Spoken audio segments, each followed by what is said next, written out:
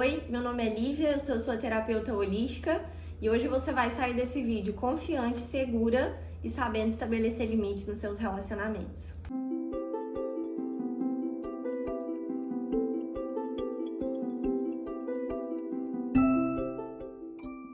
Uma coisa que tem que ficar muito clara para quem quer estabelecer limites nos relacionamentos é que existe uma diferença entre estabelecer limites e impor limites, tá? Você não tem que impor os seus limites para ninguém. Ninguém é obrigado a engolir os seus limites e a fazer o que você acha que o outro tem que fazer por você, tá? Então você vai nos seus relacionamentos estabelecer os seus limites com a outra pessoa. E aí a pessoa vai falar: "Ah, que legal, então esse é o seu limite? Então eu aceito ele, eu acolho ele ou não".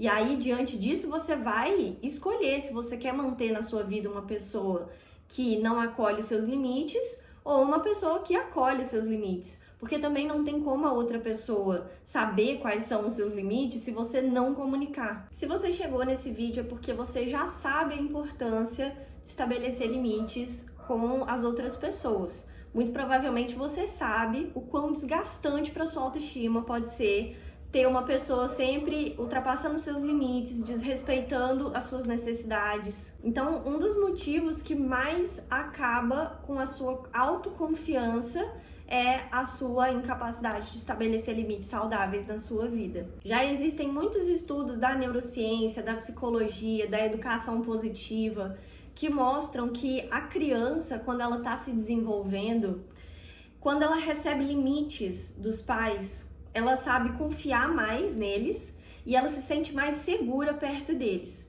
Então, a criança sem limites, ela não se sente segura, ela sente que ela pode estar em ameaça. E isso é muito prejudicial para o desenvolvimento do sistema nervoso dessa criança.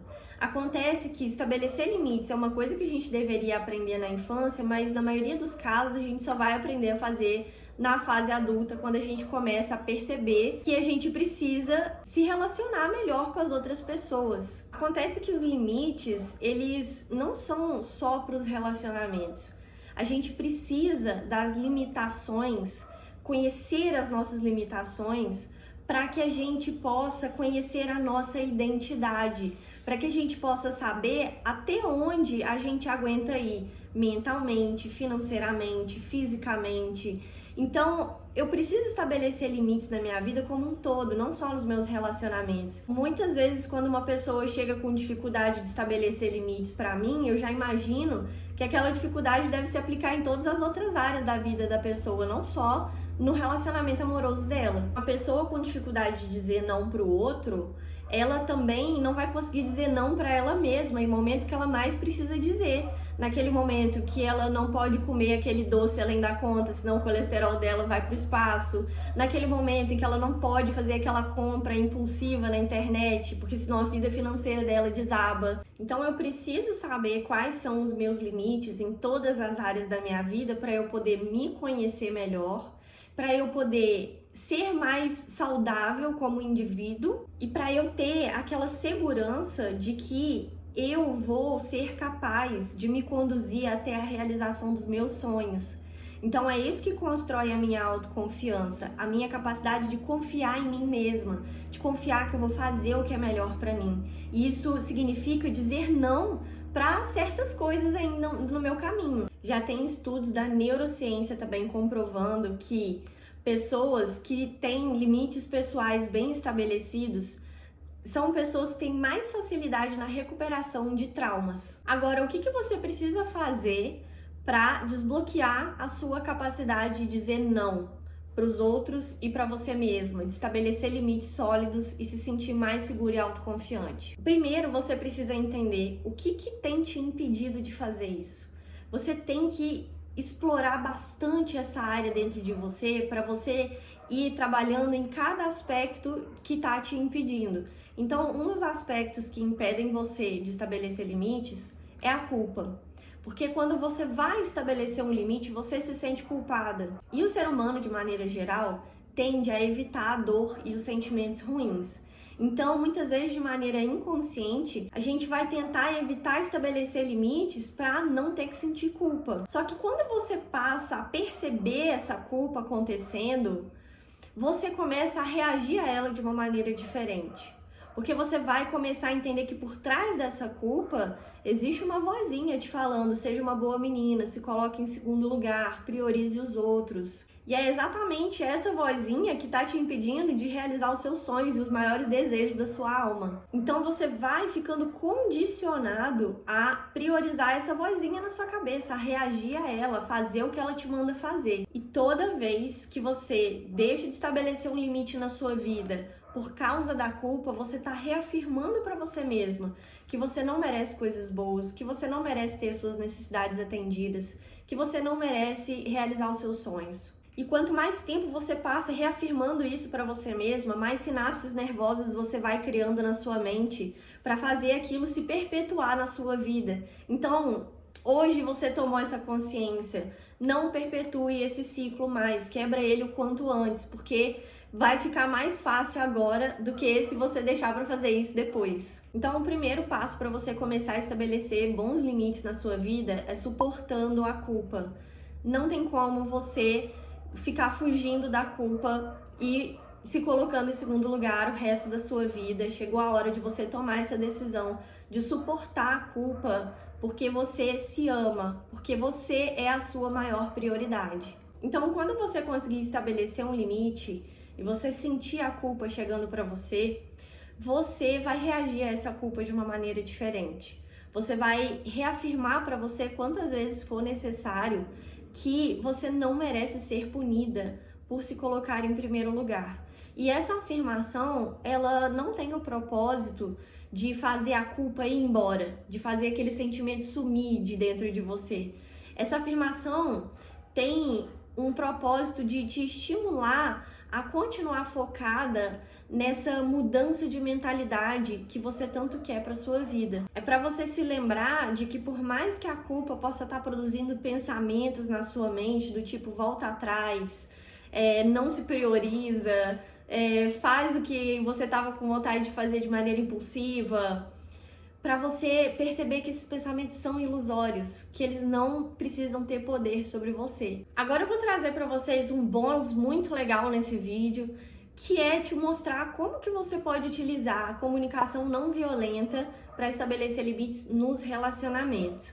E na medida em que você vai percebendo a estrutura da comunicação não violenta para estabelecer limites, você vai aplicando ela com você mesma também, para você ter mais compaixão com você mesma, para você ter mais amor próprio e empatia com os seus próprios sentimentos, que são muitas vezes o que a gente deixa de lado para se colocar em segundo lugar, né? As nossas necessidades, nossos sentimentos. Então, para você utilizar a CNV, a comunicação não violenta, para estabelecer limites com pessoas, a primeira coisa que você precisa fazer é narrar os fatos ocorridos. Então, primeiro você vai explicitar os fatos ali envolvidos na situação que está pedindo um limite. Como que eu sei qual situação exige um limite na minha vida? Quando eu não estou me sentindo segura. Então, não estou me sentindo segura na minha vida financeira. Um limite precisa ser estabelecido ali. Não estou me sentindo segura na minha vida amorosa. Estou ficando emocionalmente ativada, com o coração acelerado, com ansiedade, com relação à vida amorosa. Um limite precisa ser estabelecido ali. O limite, ele surge aonde existe necessidade de segurança. Então, a gente vai usar isso para se sentir mais seguro na vida, né? E aí, depois que você percebeu quais são os fatos te pedindo para estabelecer um limite, você vai perceber como você se sente sobre esse fato. Então, você vai perceber como aquele fato te faz sentir. Por exemplo, eu tenho um amigo que só me chama quando tem um problema, para eu resolver, para eu ajudar, para me pedir dinheiro emprestado.